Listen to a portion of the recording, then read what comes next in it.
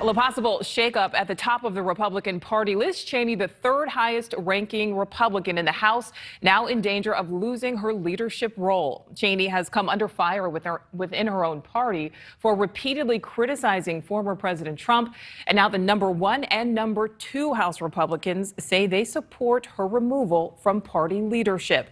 Cheney is refusing to back down. And within the last hour, she penned an op-ed in the Washington Post responding to the recent criticism. NewsNation Washington, D.C. correspondent Joe Khalil joining us live. And Joe, what did Liz Cheney have to say? Well, Nicole, in typical Liz Cheney fashion, she's not taking this lying down. It was basically a criticism of her own party, saying it's time for a self-reflection, whether they're going to be true conservatives or whether they're going to be a cult of personality loyal to just Donald Trump, not the Constitution. So let's go ahead and put up a little excerpt on the screen of what she said here in this op-ed in the Washington Post. She says, the Republican Party is at a turning point. Republicans must decide whether we're going to choose truth and fidelity to the Constitution or whether we will join Trump's crusade to delegitimize and undo the legal outcome of the 2020 election with all the consequences that might have. Now, it's not clear whether this op-ed is going to save Cheney. It's already clear that her leadership, the other leaders in the party, have already lined up against her. But we're going to see how this all plays out, potentially within the next couple of days. Wyoming's Liz Cheney, the Republican Party's #3 ranking member in the House, is on the verge of being thrown out of her leadership post as GOP conference chairwoman. God bless you and God bless the United States of America. This week, Kevin McCarthy and Steve Scalise, the #1 and 2 House Republicans, both backed the move to replace Cheney. Leader McCarthy caught on a hot mic saying this. I think she's got real problems. I've had it with it.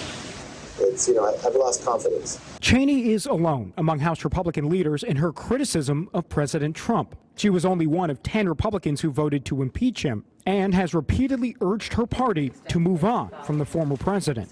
Fell on January 6th. I don't believe that he should be playing a role in the future of the party. And Cheney hasn't let up, tweeting again this week, quote, the 2020 presidential election was not stolen. Anyone who claims it was is spreading the big lie, turning their back on the rule of law and poisoning our democratic system. Today, President Trump hit back with a statement of his own, calling Cheney a warmonger and saying she has virtually no support left in her home state of Wyoming. All right, so Joe, there's already word of her possible replacement. Yeah, that's right. The consensus at this point seems to be Elise Stefanik. She's a young, sort of rising star in the Republican Party, only 36 years old, the youngest woman ever elected at the time before AOC was elected a few years later. But she has a lot of support already. She's getting some enthusiastic endorsements, even from leaders in the party.